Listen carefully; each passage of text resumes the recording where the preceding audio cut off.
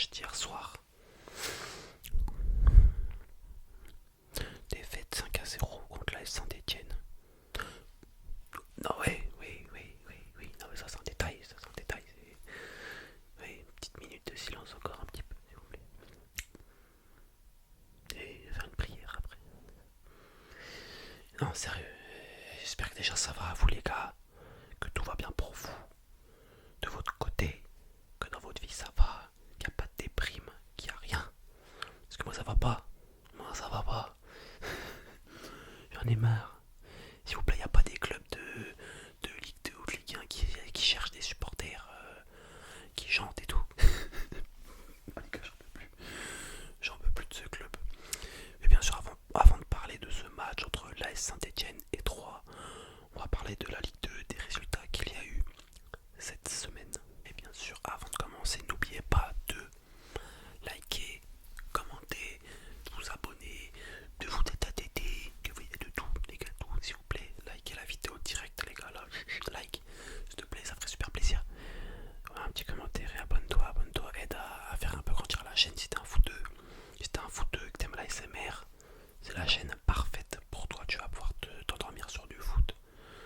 Ok, c'est peut-être par rapport à du foot, c'est peut-être un petit club, voilà, mais c'est du foot quand même, ça va t'intéresser, tu vas apprendre des choses et tu vas peut-être avec le temps apprécier le club, même si pour l'instant c'est un club qui n'est pas appréciable, voilà, tout simplement. Même nous les supporters on n'apprécie pas là, franchement on devient fou, mais c'est un détail, on va se calmer, on va souffler. Donc voilà les gars, revenons sur déjà les résultats qu'il y a eu dans cette 24e journée de Ligue de BKT, en commençant par le match de samedi à 15h entre la Auxerre et Angers, qui s'est soldé par une victoire d'Auxerre 1-0 sur penalty, une victoire bien méritée des Auxerrois, malgré que ce soit nos ennemis toujours. Très belle victoire, très belle équipe, très beau stade. Qu'est-ce que tu veux dire? Franchement, tu veux dire quoi? Nous c'est tout l'inverse. Qu'est-ce que tu veux dire? Il n'y a pas besoin d'être jaloux, il n'y a pas besoin d'avoir le seum. C'est la pure réalité. Donc bon, force à vous, vous méritez la Ligue 1, vous allez monter. Et voilà, c'est tout les gars. Bravo à vous. Franchement, ils ont joué à 10 contre 11 quasiment tout le match. Ils ont mangé Angers. On les a pas vus du match. Donc, force à vous. C'est dur à dire hein, quand t'es Troyen. Mais force à vous. Ensuite, il y a eu un petit Ajaccio-Guingamp. Un match qui s'est soldé avec une victoire de l'AC Ajaccio 3-0 sur l'en avant Guingamp. Franchement, grosse victoire, non, je vais pas dire grosse claque parce que c'est nous qui avons pris la grosse claque de cette journée. Donc, petite claque pour l'en avant Guingamp. Mais bon, Ajaccio sur ces terres, c'est toujours très fort. La Corse, en Corse, de toute façon, si tu vas gagner là-bas, tu repars, t'as 2 jambes en moins ou un bras en moins. Donc, vaut mieux les laisser gagner, les gars. Laissez-les gagner, franchement. Bon, voilà, on continue avec un Annecy-Concarneau. Victoire 3-0 de Concarneau à Annecy, qui est franchement une grosse victoire. Donc c'est forcément mérité, j'ai pas vu le match, mais je pense que c'est mérité. Ensuite on a eu une petite victoire, 1-0 de Bordeaux contre Grenoble Foot. 1-0. Bordeaux qui avait perdu chez nous la semaine dernière, qui s'est très bien rattrapé chez elle, chez lui, bref, à la maison, devant ses supporters. Face à une équipe de Grenoble qui est bonne quoi, qui est bonne défensivement, qui perd très rarement. Donc force à vous, nous les stacks là va affronter ce week-end Grenoble et franchement je tremble déjà, je suis comme ça. Je suis comme ça en train de trembler les gars, j'en peux plus déjà là, je suis pas bien, bref. Et voilà, belle victoire de Bordeaux et force à vous aussi. Ensuite il y a le Stade Malherbe de Caen qui a gagné 2-0 à domicile. Je vais préciser une chose, je vais dire une chose avant que vous reviendrez sur cette vidéo dans 3 mois. Si Caen ne monte pas en Ligue 1, vous pouvez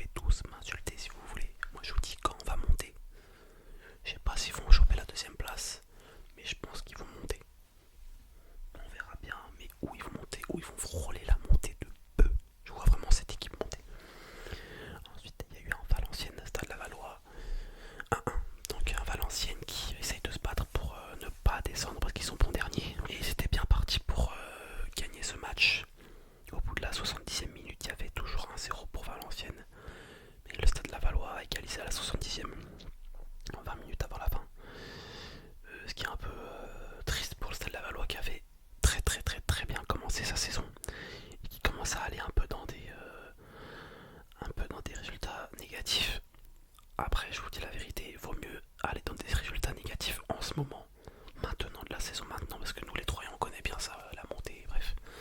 Monter les descentes, on les connaît par cœur. Vaut mieux être moins bien là et tout éclater à la fin de saison que l'inverse. Parce qu'il y a des équipes, les premières équipes à un moment donné elles vont flancher, elles vont lâcher un petit peu et là il faudra vraiment appuyer fort les gars. Donc Stade Lavallois faut pas lâcher, la vérité j'espère que vous allez monter. Ensuite on va continuer avec Paris FC Pau 1-1, un but partout. Je n'ai pas vu le match mais je suis pas trop intéressé donc je vais pas vraiment m'intéresser à ce match là parce que je ne sais pas.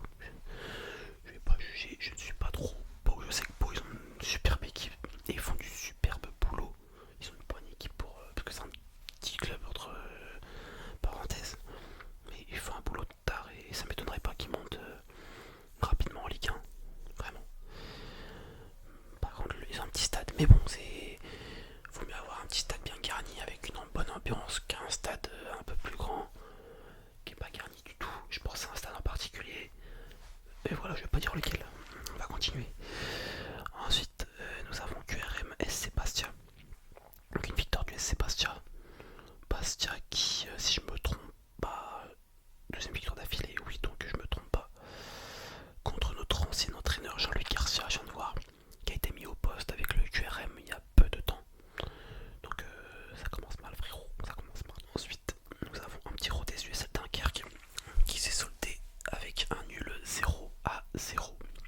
Maintenant, nous allons passer au match qui nous intéresse les Troyens, qui m'intéresse aussi, qui peut-être, je sais pas si ça vous intéresse, mais voilà, je ne sais pas quoi dire, voilà. Donc, qui s'est soldé avec une petite victoire de l'Estac, 5 buts à 0. Non, ça c'est ce que j'aurais aimé dire, mais non, on a perdu 5-0 avec la manière. On s'est pris, je vais pas dire le mot parce que je sais qu'il y a des enfants qui nous regardent, qui me regardent. On s'est pris une je vais dire le mot blâlé. On s'est fait déchirer, on s'est fait marcher dessus. Est-ce que t'as l'image de taureau et tu vois un troupeau de taureaux? Il y a un troupeau de taureaux et bah c'était Saint-Etienne devant nous hier soir. Et ils nous ont fait du mal. Ils ont fait du mal à nos joueurs, ils ont fait du mal à notre entraîneur. Mais bon, ça c'est mérité. Et ils nous ont fait vraiment du mal aux supporters. Mais je pense que c'est même pas eux qui nous ont fait du mal, c'est nos joueurs qui nous ont fait du mal. C'est nos joueurs qui nous ont fait du mal. Donc bon, qu'est-ce que tu veux dire sur ce match? C'est franchement aucune organisation, zéro envie, zéro bagarre, ça se bat pas, y a rien, il se passe rien. Après que je vais répéter, c'est que sur ce match, je vais juger que sur ce match parce que le match dernier c'était plus que correct contre Bordeaux. Mais le problème c'est que un week-end t'es là, l'autre week-end t'es là, et puis t'es sous terre, sous la chaise. À un moment donné, faut doser. Faut faire, les gars, si tu gagnes à domicile contre Bordeaux, essaie de faire un bon match contre Saint-Etienne à Saint-Etienne. Saint-Etienne en plus qui n'avait marqué que un but depuis le début de l'année et c'était sur coup franc. Vous imaginez, et on a pris 5 buts contre ce Saint-Etienne là. C'est terrible, c'est terrible. Mais bon, après, Saint-Etienne était dans un très bon jour. Je dis pas qu'ils ont eu de la chance, loin de là, ils ont grave mérité leur victoire. Mais ce qu'ils entreprenaient, ça marchait. Après, ça marchait bien. Après, quand t'as une défense qui est là, qui comme ça, qui ferme les yeux, c'est facile, c'est sûr que c'est facile. Mais ils ont mis des beaux buts, franchement. Et c'est une victoire plus que méritée. Moi, je dirais même que vous auriez dû gagner plus que ça. Parce que pour moi, il y a eu 3 pénaltys oubliés pour vous. Voilà, tout simplement. Moi, je dis la vérité, les gars. 3-1, pas 3-1, il y a pénalty, il y a pénalty. Il y avait 3 pénaltys, les gars. 8-0, ça aurait été normal. Mais c'est pas normal, en fait. C'est pas normal. Après, bon, moi, comme je retiens encore une fois, je suis sur ce match. Après, je vais juger l'équipe. Je vais donner une note à chaque joueur réel. Et je vais vous dire ce que j'ai pensé. Mais déjà, on va commencer par la composition de l'AS Saint-Etienne. Avec un Gauthier Larsonneur dans les buts. Un Denis Sapia à droite. Briançon, défense centrale avec Nadé. Yvan Masson, je crois. Oui, on l'a bien vu. Yvan Masson, défenseur gauche. Mon conduit, l'expérience en milieu défensif. En milieu droit, on a un bon Mboukou avec un milieu de terrain Mouefek Chambaud que j'aime beaucoup. Franchement, les deux joueurs là, je les aime bien.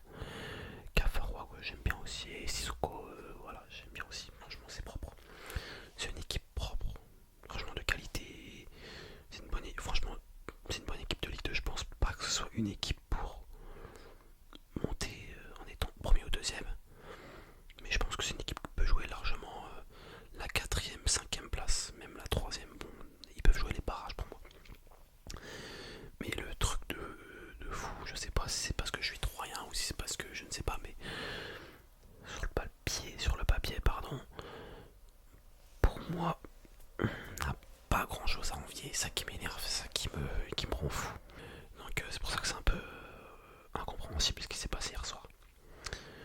Donc maintenant on va passer à la compo troyenne bien sûr. Avec un Dogan Alemdar dans les buts. Je vais noter chaque joueur à chaque fois. Bien sûr Dogan Alemdar, je vais pas le noter. Je vais dire une chose au Stéphano parce qu'il s'était pas très content contre lui hier soir. Franchement faut pas lui en vouloir Dogan Alemdar parce qu'il s'est un peu énervé à la fin du match. Franchement c'est un bon gars, la vérité c'est un bon gars, c'est un bon gardien.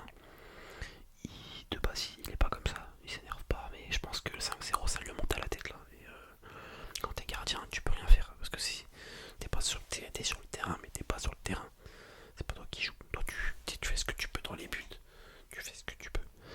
Et c'est ce qu'il essaie de faire mais bon il peut rien faire. Ils l'ont noté à 5,7 mais je sais même pas comment tu peux noter un gardien 5. Ils ont sur ce truc ils ont mis 5,7 à Dogan Alemdar. Alors que qu'est-ce que tu veux qu'il fasse le gars? Franchement, faut dire la vérité. Bref, je vais pas le noter. N-Team sur 10, je lui mets un 2 parce qu'il a été transparent toute la première mi-temps. Les vagues stéphanoises de Cafaro, ça partait tous les côtés les gars. Ça passe à chaque fois, donc je lui mets un 2 sur encore 2 parce il s'est un peu rattrapé en deuxième mi-temps. Ensuite on va continuer avec Mehdi Tarat et Ndiaye en défense centrale. Mehdi Tarat qui a été pour moi le meilleur défenseur central, même si, enfin le meilleur défenseur tout court, même si ouais, on va dire que c'est le moins pire des 4.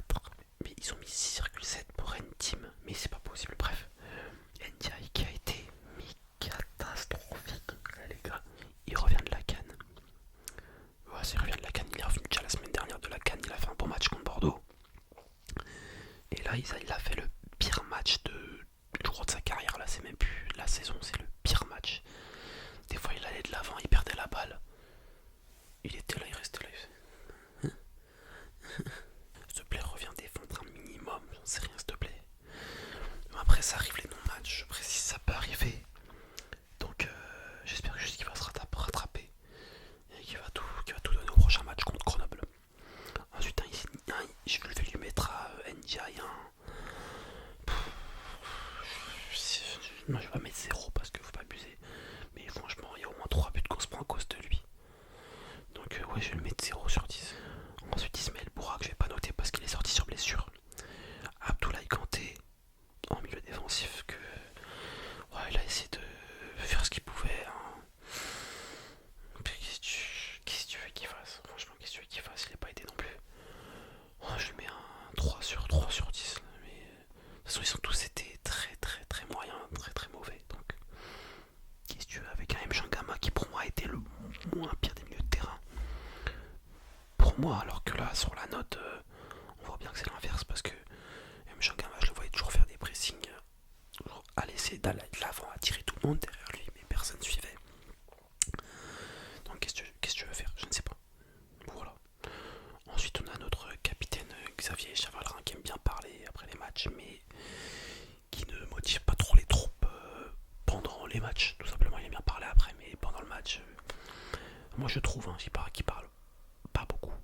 Bon, je vais pas juger son match, je vais pas noter parce que j'étais pas fou non plus. Ensuite, on a eu un Andreas Bruce, les gars. Et les Stéphanois, franchement, vous pensez quoi de Andreas Bruce? Franchement, notez-le s'il vous plaît. Notez-le, mettez une note. Franchement, c'était terrible. Et David Guillon, il croit que c'est notre meilleur joueur. On a mis Kylian Tonk de côté, qui est une pépite de trop, on peut dire. Les gars, faut pas déconner, c'est comme une pépite de notre club. Et non, on le fait jouer en réserve. Et les gars, faut faire un choix à un moment donné. On a Bruce qui fait des matchs nuls, des matchs pourris ou des moyens matchs, comme la semaine dernière, des matchs moyens. Et on a un Kylian Tonk qui fait ou des matchs moyens ou des très bons matchs. Vous préférez quoi? Bah non, de ce côté-là plutôt non. Faut être sérieux à un moment donné, faut arrêter de déconner. Et à un moment donné, Andreas Bruce, il a montré aucune envie sur ce match. Il a fait un bon match depuis 2 ans, c'était contre Bordeaux la semaine dernière. Donc je pense que Bruce, c'est à la trappe, c'est dehors, c'est avec la réserve aussi, en fait. Il faut arrêter de déconner. Et en fait, moi, ce qui m'énerve, c'est que les entraîneurs, ils adorent juger sur les entraînements des joueurs. Il y a des joueurs en entraînement, ils sont hyper bons, et il y a des joueurs en match, ils vont être pourris. qu'en entraînement, tu connais les joueurs que t'as en face, t'as confiance, tu vois, t'es en confiance, alors qu'en match, t'as pas forcément confiance. Moi, c'est ce que je pense. Donc, il y a des joueurs qui font des entraînements moyens, mais qui sont incroyables en match. Et je pense que donc, ça doit faire partie de ces gars-là. Et pour moi, il faut arrêter de juger sur des joueurs, sur des entraînements ou des trucs comme ça. Il a fait un bon entraînement, donc il mérite d'être là. Oui, mais non, des fois non. Enfin, après, il y en a, ils vont pas penser comme moi. Mais pour moi, il y a des joueurs, ils sont mauvais à l'entraînement, mais ils sont très bons en match. Donc voilà. Donc, moi, je vote pour un retour de Dong avec un drapeau. On a ensuite un Rafik Saïd de côté gauche qui lui a essayé d'entreprendre, essayer de tripler. Il a essayé de mettre un peu de folie, mais quand ça ne suit pas derrière, quand ça ne veut pas, quoi. Qu'est-ce que tu veux faire? Tu peux rien faire. Hier, on pouvait rien faire. Les joueurs n'avaient pas envie. Saint-Etienne était dans un très très grand jour. Tu peux rien faire. Rien du tout. De plus, ce que je veux rajouter, c'est que je n'ai même Soukis Norbo, c'était déjà une catastrophe. Kisnorbo, c'est notre ancien entraîneur. Je ne me rappelle pas d'un match aussi nul. Nul, les gars. Nul. Après, comme je dis, moi, je juge que ce match-là. Parce que le match de la semaine dernière, il a été très bon, on a gagné. Mais ce match-là, c'était un carnage. Faut dire la vérité, c'était un carnage. Il faut vraiment se rattraper. Ensuite, en pointe, nous avions notre meilleur joueur du match. Franchement, Simon Elisor, qui a essayé de faire de son mieux, qui a essayé de tout donner. Et qui, grâce à lui, Saint-Etienne a pris 5 cartons jaunes. À chaque fois des fautes sur lui. Parce qu'il adore jouer dos au but. C'est-à-dire que le mec il récupère le ballon de la poitrine, il prend le ballon dans les pieds, et il est assez fort physiquement, et les gars sont tout le temps, les défenseurs ou autres, tout le temps obligés de faire faute sur lui pour l'arrêter. Donc ça a été notre meilleur joueur sur le terrain, mais qu'est-ce que tu veux faire quand derrière ça suit pas beaucoup, pas grand chose. Donc voilà, j'ai un peu résumé ce qui s'est passé, chaque joueur à peu près. Mais bien sûr, Simon Elisor a été le meilleur joueur sur le terrain. Ensuite, voilà, j'aimerais juste rajouter que j'espère que contre Grenoble samedi, ça ira beaucoup mieux. Qu'on oubliera ce match, qu'on passera vite à autre chose, parce qu'il faut passer à autre chose. Ça existe les non-matchs comme toutes les équipes, comme tous les clubs. Mais c'est triste que ça arrive un lundi soir en prime time. C'est le match de la soirée, il n'y a que ce match. Limite tout le monde l'a peut-être regardé, j'en sais rien. Mais ils ont vu le carnage que c'était, et encore une fois, on va se faire rentrer dedans par tout le monde, on va se moquer de nous, les supporters, on se fait tout le temps rentrer dedans à 24. Mais bon, c'est un détail. Après, nous, on n'est pas des footix et on supportera notre ville, notre club jusqu'à la fin, quoi qu'il arrive. On va pas aller supporter notre ville. On est né à 3, on a fait notre vie ici, on va pas aller supporter le PSG ou Marseille ou autre. Mais bien sûr, beaucoup de gens font ça. Mais moi, je ne comprends pas, tout simplement. Moi, je comprends pas quand t'as une ville qui est moyenne. Je dis pas qu'on est incroyable, mais quand t'as une ville, imagine t'habites à Laval, imagine t'habites, je sais pas, à Annecy, t'as un club de foot dans ta ville, supporte ta ville, s'il te plaît, supporte ta ville. Et arrête d'aller supporter Marseille ou Paris. Je n'ai rien contre Marseille ou Paris ou quoi. Mais enfin, arrêtez d'être des footix à un moment donné. C'est comme, il y a un collègue de ma copine qui dit ça va, Raphaël, parce que je m'appelle Raphaël, parce qu'il y en a qui savent pas, bref. Et en mode, en se moquant de moi, on a gagné les Stéphanois. Le mec, en gros, il se dit Stéphanois. Je l'aime bien, coucou. Mais tu n'es pas Stéphanois, frérot. T'es Troyen, t'es né à Troyes. Donc je ne sais pas pourquoi tu supportes l'AS Saint-Etienne. Mais bon, je ne juge pas, même si j'ai un peu jugé là. Mais je ne juge pas, chacun fait ce qu'il veut. Voilà. Après, je sais pas si les Stéphanois vont penser la même chose que moi. Mais un Stéphanois qui habite à Saint-Etienne, qui va supporter Paris, ou je sais pas qui, vous trouvez ça comment, vous? Dites-moi la vérité, dites-moi en commentaire. Voilà, quand t'as un club, quand t'as un bon club dans ta ville, quand t'as un club, quoi, déjà, supporte ta ville, arrête d'aller supporter je sais pas qui, ça sert à rien en fait. Et la passion, c'est pas la même. Parce que là, c'est vraiment, tu supportes ta ville, c'est pas un club, tu supportes